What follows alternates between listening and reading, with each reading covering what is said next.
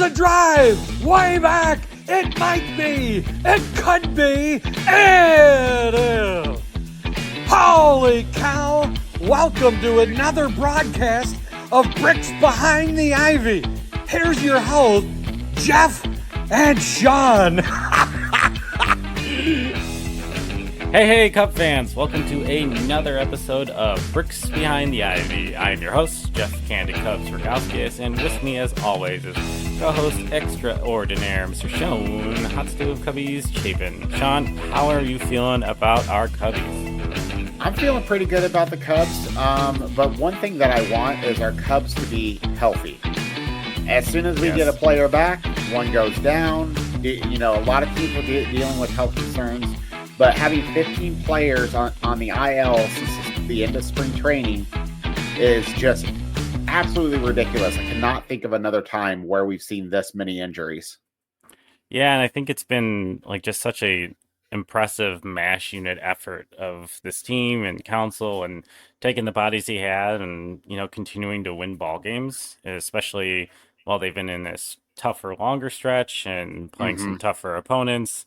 And yeah, it's really kind of a testament to how they've managed the talent on this roster. Like, it's not without its flaws. I'm not saying this is a perfect roster, but yeah, it's been a while, or maybe never. Maybe not even the first game of the season, because we started with Tyone on the injured list.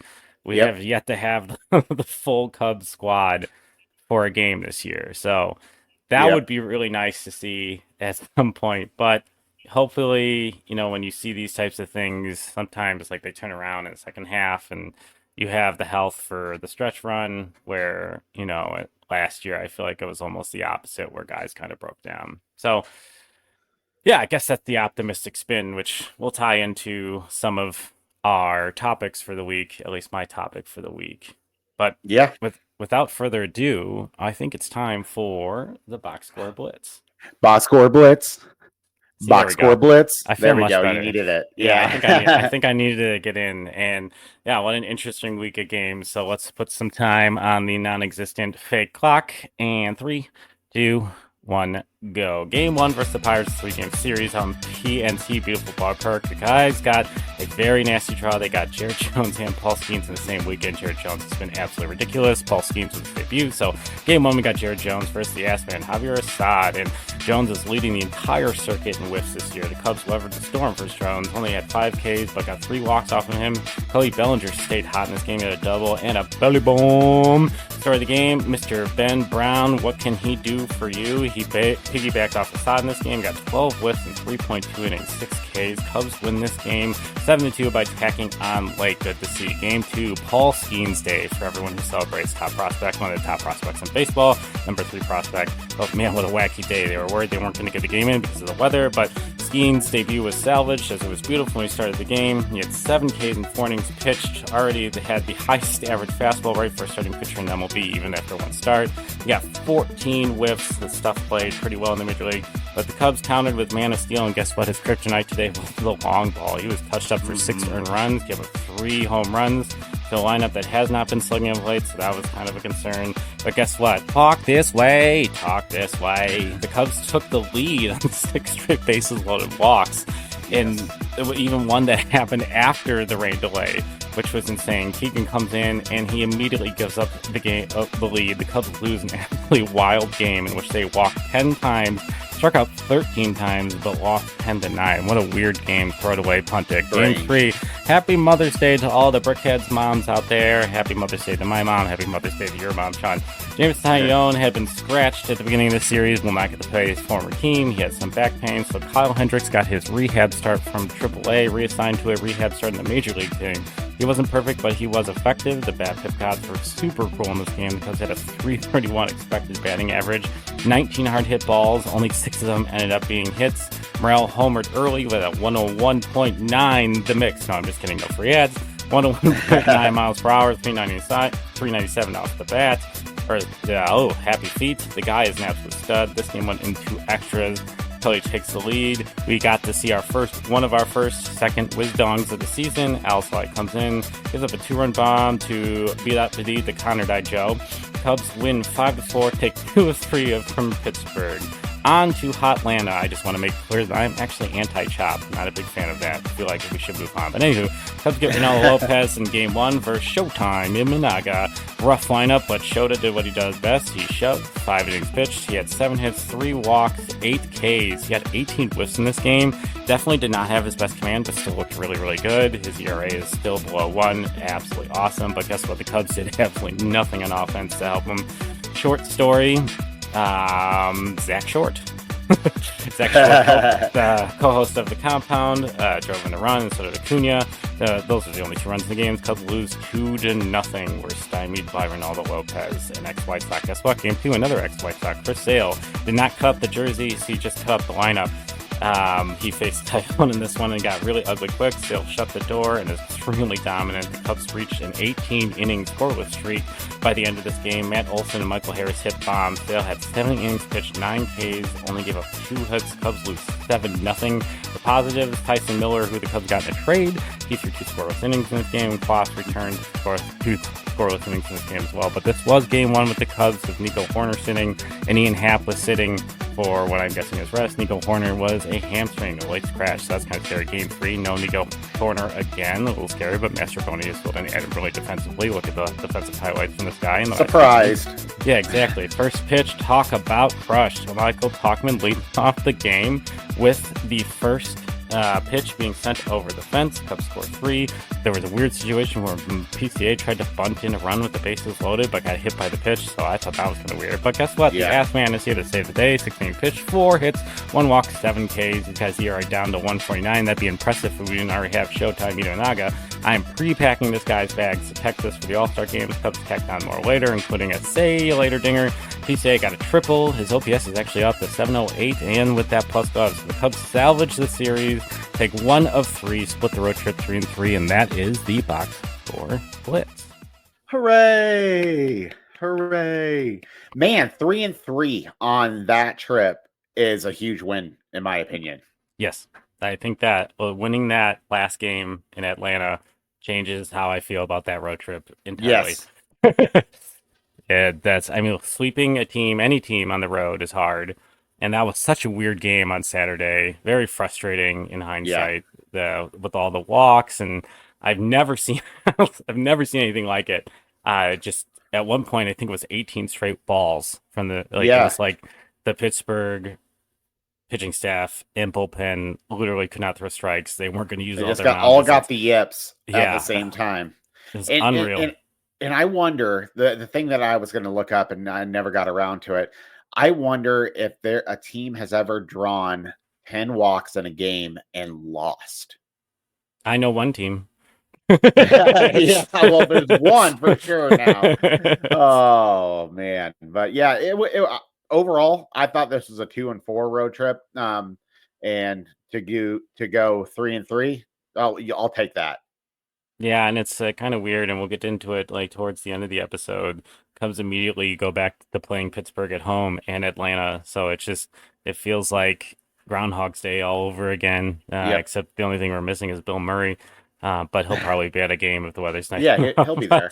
But yeah, it's just it was I would say a mildly successful stretch. It was nice to see Kyle Hendricks put together a start. Yeah, there was still some hard contact. There was some walks in there, some non-competitive pitches that you don't want to see, but he had some swing and miss. He had some strikeouts, including 6 whiffs on that changeup, which is what you do want to see. So maybe he's figured something out. He said that he wasn't in his mechanics the whole start, but definitely a huge improvement. A very light hitting right-handed lineup with the Pirates. They are notoriously struggling versus righties this year, and he'll get them again this weekend. And yeah, we'll hope that he'll stay healthy. And yeah, I think it's really not necessarily about Ben Brown or Hayden Wesneski's performances in the rotation, because they've been great. It's more about having Kyle Hendricks and be able to shift those guys to the bullpen is such a huge need for this team right now. And I want Kyle to succeed just because, that makes the Cubs better. But there is a huge part of me, a very large part of me, that wants to see him succeed and do well the rest of the season, just so you can feel validated and you can tell all those naysayers to suck it. Yeah, I don't need Because that bad. you were getting beat up on your timeline on X. Yes, I Getting was. so beat up, and you're just like, I think he's going to be fine. He needs to be in the rotation, and people were just after you. So there's a little part of me, actually a large part of me, that wants to see Kyle just shove the next several starts, so you can just sit up there and look down and say, "Hey, I was right." Yeah, I think, I don't necessarily need that validation as much as it No, I sounds need like that validation. it sounds delicious, but yeah, I think yeah, not to, beat a dead horse as they would say, it just really the issue is like he's a veteran, he's a good part of this team. When he's Yes. right, he is exactly what they need at the back end of the rotation. Mm-hmm. The question then becomes like if he's not right, he's not a part of this team. And that is Yep. a very difficult conversation to have. I don't think you're Yeah. trading him. I think you want him to be in a Cubs uniform. Obviously I'm pro winning. I'm not saying like keep him on this roster if he's terrible, but a lot of the things I see, they're like send him to AAA or Can't do that. have him be in the bullpen. Like his stuff doesn't play No. up in the bullpen. It's not like he's going to throw like 93, like because he's only throwing one inning. It's not. That's just not what he is. And No. so then people are like, well, only have him throwing blowouts. All right, so you want to waste an entire bullpen slot on the roster with a guy that's only going to pitch if you're getting your butt kicked? Yeah, that's just not. Yeah, that No doesn't one's going to happen. do that. So the best case scenario for the Cubs is him putting together 5 to 6 innings of vintage Kyle Hendricks or as close to that as possible every 5 days, so that they can diminish the amount of load on this bullpen, because that still continues to be the story.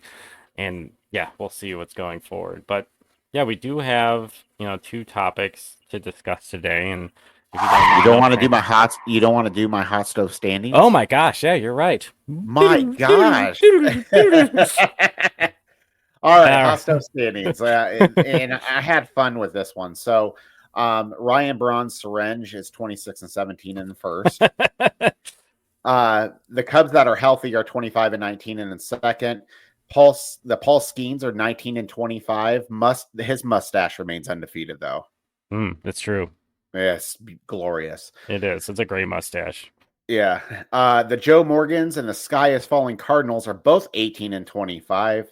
Right now, the Central is a 2-team race between the Cubs and the Brewers. The rest of the Central are 7.5 or 8 games out of first. So let's just keep it that way. Let's just keep on battling, and let's see those Cubs take over the Brewers to take that first spot. Yeah, I think it's obviously still very early in the season. Cubs took 2 or 3 from the Brewers. We'll have to see them again soon. The more of the division opponents are going to be showing up on the schedule. And I think the Cubs and the Brewers have separated themselves as the 2 teams above 500. So yeah, we'll see. We'll see what happens there. We'll see how the season progresses. But yeah, really health and seeing a little bit more consistency out of the rotation is really, what I'm looking for. Not that the rotation hasn't been consistent, but getting some depth from some of the back end guys, or figuring out what the rotation is so that the bullpen can then be figured out, and what the pieces of that bullpen are. Is it a Cade Horton coming in, and is it Ben Brown, coming into the back end of games and throwing just one inning? Is it Hayden Wesneski in a similar role as a swingman? It just feels like the Cubs and Craig Counsell have a lot of decisions on how to deploy guys that can go multiple innings, and then deciding if they should go multiple innings. On Hayden Wesneski especially, not to go on this big diatribe, like he has been stretched out to be a starter, to be an extra starter. So once some of these starters get healthy, would you send him to AAA so he can continue to be stretched out, or is the need too big in the major league team? There's just a lot of very difficult pitching questions coming. Yeah, there is coming very soon to this team, and then you have the deadline to address the things you don't think you can handle internally. Yeah, I agree. I think obviously Brown and Wesneski is I love them both in the pen. But like you said, once folks start getting healthy, because we got Wicks that's going to be getting healthy, and Adbert once he starts getting healthy, there's going to be a lot of decisions out there, hard decisions. But I just love the fact that you can have Wisniewski or Brown piggybacking for 2 innings after a starter, because that seems just like a perfect role for them. It kind of saves the bullpen a little bit, especially if you get length out of your starter. It's a good problem to have. I mean, obviously, let's just get healthy and face that when that comes, but it's definitely a good problem to have. Oh, absolutely. So this time, instead of barreling through Costa standings, we are going to transition into the first topic of the day. And originally, I wanted to look at some of the new baseball savants swing data.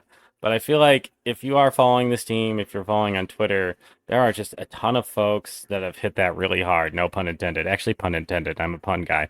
Have hit that really hard this week as the data's been new. We've got Lance Brodowski's got a video out there. It's on Twitter that I recommend you check out. There's a new article by Jordan Bastian, who's the beat reporter on MLB.com for the Cubs, that just came out a few hours ago. That's also very good. You should check that out and how it pertains to the Cubs. Brendan Miller over at CHGO, he did some visuals that are really cool in regards to the Cubs. And so I would just highly recommend, if you have any interest in it, check those places out. I'm not going to take what people have already done. But I did want to bring up something, and it's kind of stems from a conversation I had with a coworker. I've always been the Cubs guy in the office of every office I've ever worked in for obvious reasons. Look at this church of baseball I've built in my house, similar to you. But I think one thing that happens in the marathon is that people can lose sight of things during the sprint. The specific comment that I got this week was, man, the Cubs are no good. They're getting their butts kicked by the Braves. And, I try to use this as a measuring stick of, how they compare to the Braves and how things are going for them in the season. And I think there's just like a multitude of factors that make that statement challenging. And I'm not saying the Cubs are as good as the Braves, but, similar to something that Bleacher Nation has said this weekend about the Pirates, there's a very different tone when you're talking. The Cubs have 4 games versus the Pirates this weekend, versus the Cubs are seeing Jared Jones and Paul Skeens again Yeah. in the second time in a week's time. That's just a very different version of the Pirates team you're facing. So when you're playing these types of teams, when you're playing top end teams during the regular season, especially, like there's not a ton to take from them. The one thing that I will take away from the Atlanta series is what we already know. Like that lineup is extremely deep, extremely tough Yeah. to pitch to. Look at how hard Shota had to work. Yes, he didn't have like his A+ command that day, but still like 5 tough innings. Jameson Tyone, he gave in a little bit and started to get crushed. Javier Assad did a great job. Just his contact management, his pitch ability has just been so good. Cannot say enough things. Incredible. But the Braves are a completely different measuring stick. The Cubs are not on that level. And it really comes down to, obviously, if you make the playoffs, getting these guys and being able to attack them with a B or C plan in a shorter series and winning out. It really is just a completely different season. But I do want to take some time, instead of thinking about the negatives of some of the losses of the last week, to talk about finding the fun. What is fun about this season so far? And I wanted to kind of just pick on a few things specifically that I think that is, fun to look at, especially when things are low, because I think, I'm one of those people that the Cubs, what they do in an evening dictates my mood, or what they do in a day can dictate my mood. If the Cubs lose a frustrating game, I'm frustrated the rest of the day. If they win a good game, that's the extra energy I needed. It's they have therapy for that. I know, and I already do I know, that. And it is Mental Health Awareness Month. I do want to plug that real quick. If you need help, it's okay not to be okay. I am an active participant in therapy myself, and I would just highly recommend reaching out. And if you ever have any questions about what therapy is like or things that I've gone through, my door is always open. Happy to talk about my experience. Mine as But well. back to finding the fun. I think the fun things that I want to bring up this year so far, number one, I'm going to start with this one because I feel like the second one, if I started with a different player, would just be way too obvious. Like we're just like running this in. But Shota Imanaga, like there was just a wide variety of projections of what this guy was going to be in the rotation, and a lot of them landed in like I would say like a low fours or a high threes ERA, which is respectable. And a lot of people were concerned about the home run rate. There was projections on whether or not this guy was going to be even like a fourth, fifth starter, or if he would have to shift to a bullpen. Just a lot of very weird commentary about what he was going to be. And my Yeah. lord, he's been so good. Shota Imanaga has become must-watch television as a Cubs fan. Every time he Yes. starts, that's a game you have to turn on. Like from the how he respects the umpires with Habao every time he gets a new ball, That like is so which is cool. something obvious shirts that had caught when he was at the game the other night, and just like how pumped he is, how much he's embraced Chicago. Like this guy is just the epitome of fun factor. He Yep. is, and it's insane too. Like it's not just the fun, the performance there is what's making it so fun. He's got .98 ERA, which is nuts. After 46 innings pitched, 51 Ks in that span, and he almost got 50% of his total season walks just in his start for Braves the other night. He had 3 walks and now has 8 on the season. Just has been so good with the north-south command, that splitter, and him being able to establish and get confidence in that high fastball, which I'm going to give credit to the Cubs rotation planning and letting him start at a cold Wrigley Field to start his debut, to Yes. really establish. Like I'm sure that is part of the plan, because like if I'm seeing it, someone else definitely saw it, and I'm not the smartest baseball man in the world. I just like to think sometimes I am. The other one that I would say is part of the fun factor is the one that's more obvious if you followed us at all, Michael Bush, my boy, my Who? future, I, my we future have husband. this podcast has never talked about Michael Bush, I don't think. This is a Michael Bush podcast. Yeah. We might as well be called Bush behind the ivy.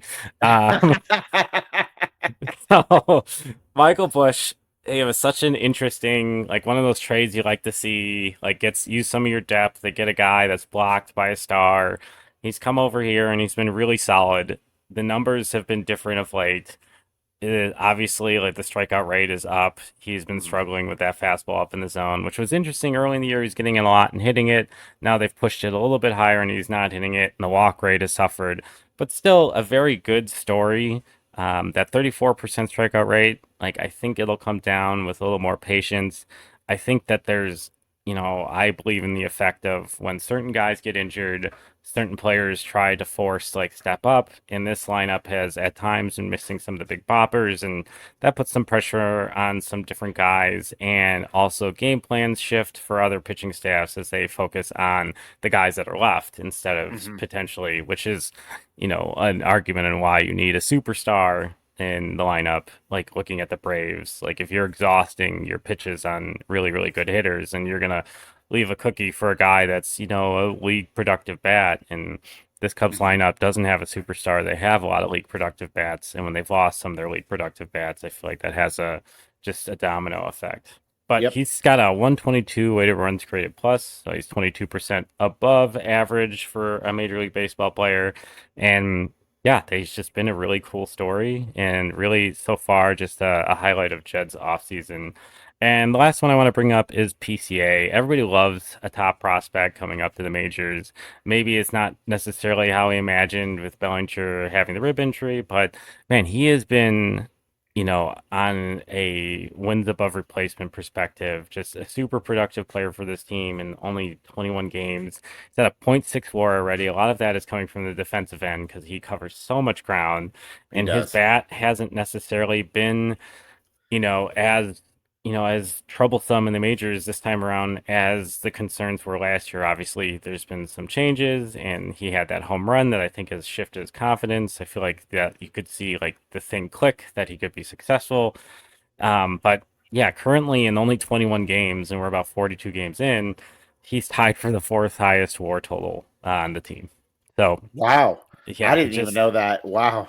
and Brendan Miller, another shout out to him, had put something on there about his swinging rate, his swing at strike rate has improved significantly in his time while he's been in the majors, which he said if you're showing that kind of discipline and adjustments while you're in the majors, that it would be another argument of as things get settled, like maybe maybe there is no need to send him down because he's already bringing that defensive floor that everybody knew he had, and the bat is developing. So he's currently got like a 708 OPS, as I had mentioned earlier, which, league average usually tends to be around 725, 750. So Yeah. he's getting to be a league average bat, and he's already an extremely plus glove. So that's just been a fun story as well. And that's all I have. I think another fun story, just to add on to your topic, is Seiya. Yes, he has been just day and night different at the beginning of last year to what he is now, and I think this is the player he is. You're going to have ups and downs throughout the season, but the way he is, I haven't even looked at it, to be honest with you, but his barrel rate has to be just high. And the same thing has to do with his hard contact, because he is just scolding the ball. It seems like every time he's up to bat, and he finally got a homer. Like it seemed like every time he hit it, he's like, "This is a homer at all ballparks except for the one we're at." No, exactly. And he had several at bats in a row where he was like 100 miles per hour plus on the contact, with like that expected batting average like 400 plus, and just like buzzard luck. But he's been fun. He's one of my favorite players. Obviously, I saw him play at Iowa, and he gave me a wave to that. So I mean, he's been a lot of fun, and there's a lot of fun players on this Cubs team, and I like your optimistic point of view on that. That's for sure. So just as we used our research team, which is Google, no free ads, his hard hit rate is actually up this year. First prior, he was at 41% his first season, 48 last year, and he's up to 54.1. So nice. And his barrel rate, just like as you said, last 2 years has been around 7.2%. Now it's at 9.8. So there we go. Wrong. This guy has been hitting the ball a lot harder, and he is exactly what people at this front office projected he would be when they gave him that contract. Yeah, that is. Yeah, I like to feel right. So thanks for validating and checking in with our research team on that. No problem. All right. So, Sean, what do you got this week?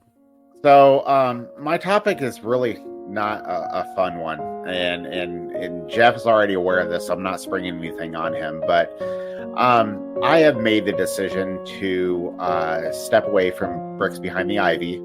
Has nothing to do with Jeff or how the podcast is doing, which is great, by the way. Keep on listening, keep on watching, keep on subscribing.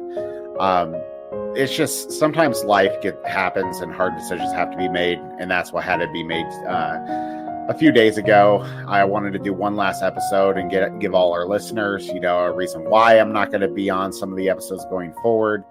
I'm always going to be a big supporter of Jeff and the BBTI brand.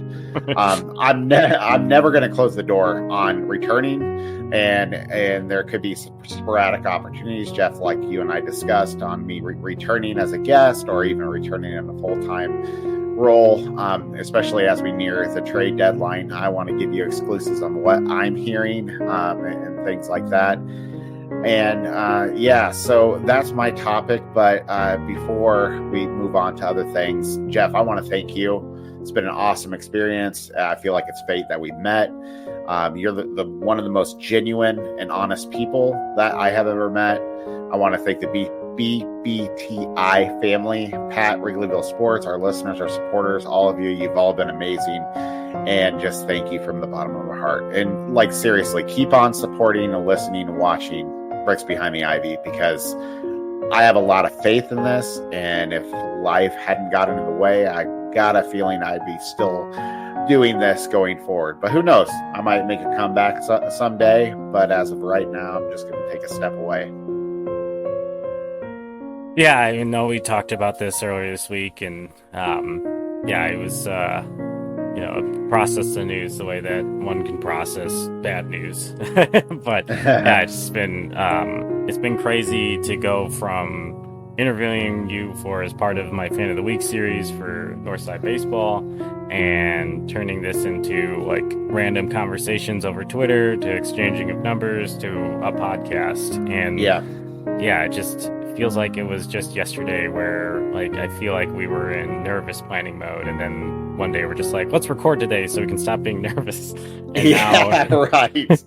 now we're, approaching like 1,200 downloads, and we're 16, 17, 18 episodes, 16 actual, 2 bonus episodes into this thing, and it's been a fun ride so far, and we've continued to see growth. And I respect the living bejesus out of you and making an extremely tough decision, and putting some situations in front of what has been a fun hobby.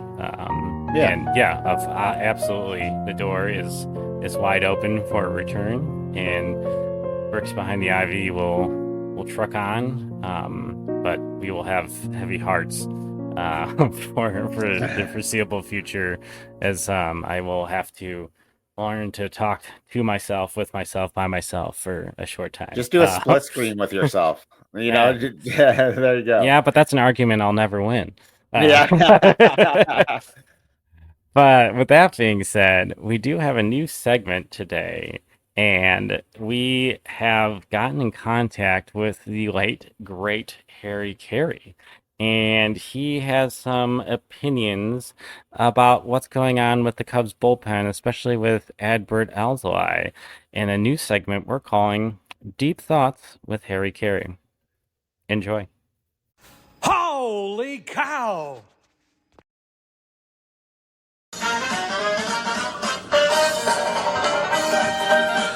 Hey, hello again, everybody. This is Harry Caray coming at you live from the Wrigley Fire Bar and Grill for the boys, Jeff and Sean from Bricks Behind the Ivy.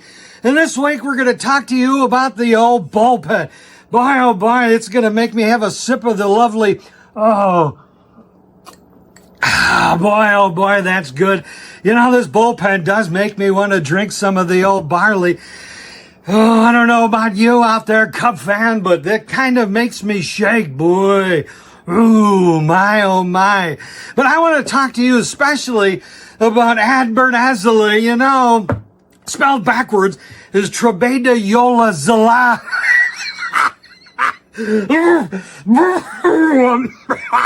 Oh boy. Hey Steve, put out the cigar. Anyway, I don't know what's going on with this poor kid. He was lights out last year. I had Steve and the boys write me up some stats because, I can't remember a lot because of the old barley and half. But this kid was lights out last year. He was 2-5 with the 2.67 ERA, 22 saves at a whip of 1.02. I mean, this guy was more reliable than me getting an Uber down on Rush Street late night with Vanakin. But boy, oh boy, this year, I don't know what's going on with him, maybe he's got the hibbity-jibbity, maybe he's got the shakes, I don't know. Something's getting in his head, something with a little bit of confidence, I don't know, needs a little bit of booster. Though lately he's been kind of turning it on a little bit. We just have to hope that, good Lord willing, he's gonna turn it around. Luckily, we got Hector Neris. Boy, that guy gives you a heart attack every once in a while. I gotta kind of do one of these. Oh, I thought Steve had to fire up the AED in the booth the other day. But it's gonna be all right. The bullpen's gonna turn it around. We got a big stretch coming. So all I gotta say is that's gonna do it from here. Come on, Alzolay, you got this one. So for all of us, back to the boys at Bricks Behind the Ivy, here's to you. So long, everybody. Well, it's always a privilege to get a Cubs legend on your podcast, and That's so great. Absolutely amazing seeing Harry in his element talking about the Cubs. There'll be more deep thoughts with Harry as time goes on. But I really enjoyed that. And thank you so much to our new sponsor, the Wrigley Fire Bar and Grill, which will be featured very, very soon on Marquee, in an episode in which features the bar and the owner of the bar, the great Pat Erickson, and all of the different Cubs stuff he has that has created his man cave. There's an article, if you want to get a preview of it, on Northside Baseball that I wrote this past fall, in which I met Pat at that time. But he's agreed to come on as a sponsor of this segment, and he's the one who gets us access to Harry Caray. So thank you so much, Pat. And without leaving out one of our other favorite sponsors, Reviewville Sports. Oh man, what can we not? What's a bad thing you can say about Reviewville Sports? Nothing. They are awesome.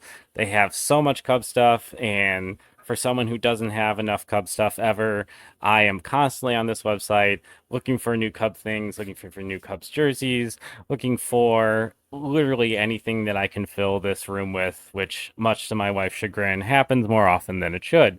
But guess what? They are an affiliate with us, and they have provided us with a special discount code. If you use the link that is in the description of this episode or all episodes, and the code BRICKS10, you can help support this podcast. And as a thank you, that code gives you a 10% off of your cart. That's right, 10% off. 10, like the great Ronnie Santo percent, which is sometimes the amount of something off, which means it's gone. So use the coupon code today. Help support Bricks Behind the Ivy, and yeah, get some good Cub stuff. Or, like we've said in other episodes, like the Bears schedule is out. This is not a Bears pod, but we are Bears fans because they are the papas of the Cubs, and the Bears have a new quarterback.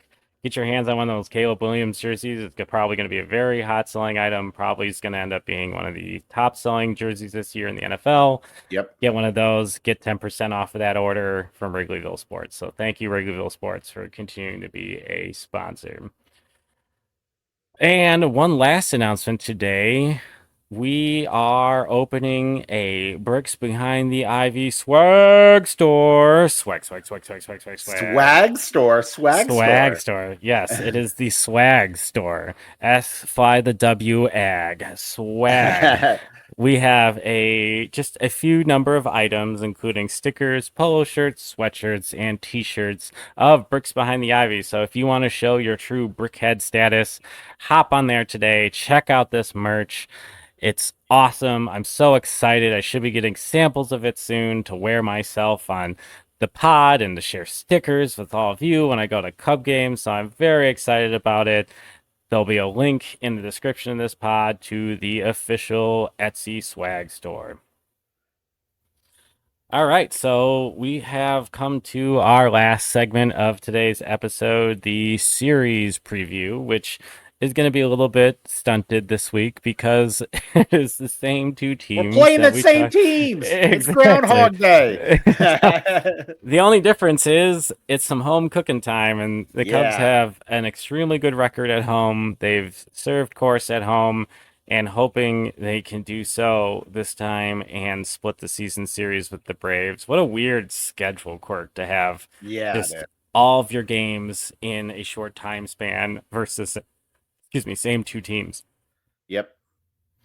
So I'll talk about the Pirates really quick. And like we insinuated earlier, Cubs are getting Skeens and Jones again. And that is not ideal when you're going into a home series versus a team that is struggling. You don't want to see their top end pitching. But the Cubs did pretty good with Jones last time. They have him at the time you're listening to this podcast yesterday. So you'll know the results. Like, what's the future like? Did I win the lottery? Yeah.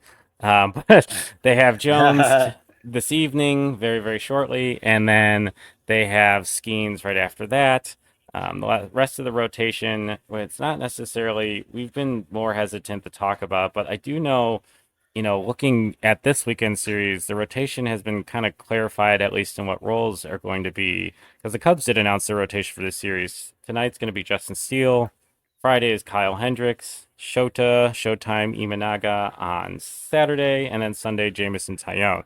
So it seems like, Assad obviously will be that Monday game versus the Braves, and then we'll kind of go back over in that rotation. So for the meantime, it seems like Ben Brown and Hayden Wesneski have been bumped from the rotation and are going to be bullpen guys, which, I mean, I guess Kyle Hendricks has definitely earned another start in his first another right-handed hitting team, the same team as last time that's not hitting him well. So it'll be interesting to see if they see him a little bit better this time, having seen him recently, or if he's able to continue to build some success like he did in his last rotation. Kyle Hendricks has always been very, very good at Wrigley Field. So hoping for the sake of this rotation and figuring out roles in the bullpen, he has a good start. And I'm not even going to try to do probable pitchers for the Braves because I'm always wrong in trying to put that out there. But one thing to note that, as you said, home cooking. I mean, the Cubs are 13-6 at home. They do really well there. You know, the friendly confines are the friendly confines for a reason.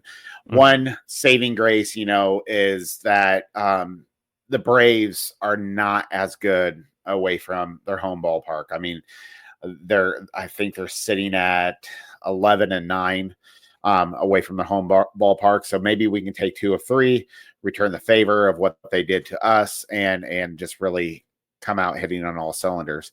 One of the things that I'm really interested in seeing is how that wind is going to be. You know, this time of year, it can be blowing in 20 miles an hour, or it can be blowing out 20 miles an hour. I mean, it's going to be something, you know, weather's going to definitely make a factor, especially with a lot of those big boppers on the Braves. So just really looking forward to returning that favor and taking 2 of 3 from the Braves. I'd settle for a sweep too. I mean, I'm fine with that too. But yeah, it's going to be another huge test. Obviously, players are still trying to come back. The fact that we're winning ball games with Miles Mastrobuoni and Nick Madrigal as our shortstop and second baseman, it's just insane to me. That is just crazy. Yeah, but, I agree. Yeah, it's tough. Like, and this is a discussion for a different pod potentially, but yeah, I think we're running out of reasons why Nick Madrigal should be on this roster. And I think there's some hesitancy in theory, given what was in theory given up to acquire these guys. And that wasn't obviously the Cease trade, but you know, that ended up not being a great trade for the White Sox as well when we got Cody Hoyer and Nick Madrigal. But, you know, I believe at the end of the day, he's just not hitting enough, and he's not providing enough of a difference on the defensive side. He's a decent defensive player. He's not grading out as well this year. Smaller sample, obviously, these things can level out as the season goes on, but I just don't want to see a late defensive replacement of Christopher Morel with Nick Madrigal, because I feel like there's been way too many games in which like Nick Madrigal gets in that bat because maybe the game's stabilized, and it's in a situation that he's not producing. And yeah, if you're looking especially defensively in the last few days, what Miles Mastrobuoni has done at shortstop and what he can do at second base, he can play third. And then you look at Patrick Wisdom, who can play third and spell first and DH. And if you're going to keep PCA up, it's just getting tougher to argue he should get at bats more beyond the team. So especially when you have players down in AAA that look like that they contribute to, and like you said, they can't get too deep into this, but players down at AAA that could contribute to this, to the parent club. I mean, Luis Vasquez has been hitting the crap out of the ball. He can play all 3 infield positions. Brendan Davis has been on a tear. Let's take advantage of that. Still like Alexander Canario, the power in that bat. Obviously Owen Casey, but he would have to, that's a whole nother 40-man roster problem. But like, you're right though. It's getting to the point that his value on the team is less than the value of him taking that roster spot. Correct. And it's a tough conversation. Yep. Is Nicky Two Strikes finally going to see the third strike from this organization? Find out next week on Bricks Behind the Ivy. But once again, thank you for joining us for another episode of Bricks Behind the Ivy. I want to take one last time to say thank you to Sean for everything he's brought to the podcast, everything that he has done for me and has talked to me, and just very sad. And yeah, I just before my allergies act up on this podcast. It's been a pleasure.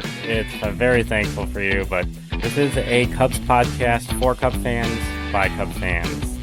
check us out on socials. Remember to like, subscribe, comment, and for the Harry Caray thing, I really suggest you go on YouTube and take a gander at that. But we'll see you guys next week on another episode of BBTI. See you next week, Brickheads. Bye. Well, that's going to do it from here, from Bricks Behind the Ivy. This is Harry Caray. We know you've enjoyed the broadcast and the outcome. Be sure to share, like, and subscribe to this wonderful broadcast that they've done and the podcast going forward. Be sure to also check us out on YouTube and Instagram and, hell, whatever else is out there on the airwave. And we want to thank Jeff and Sean for putting this all together and keeping us all Cub fan entertained with their knowledge. You know, I also love to always say that Jeff's last name spelled backward is Sikasugar.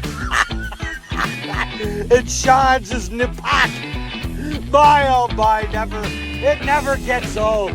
Well, that's going to do it from here. So from all of us here at Bricks Behind the Ivy, this is Harry Caray saying, go Cub, holy cow, and so long, everybody.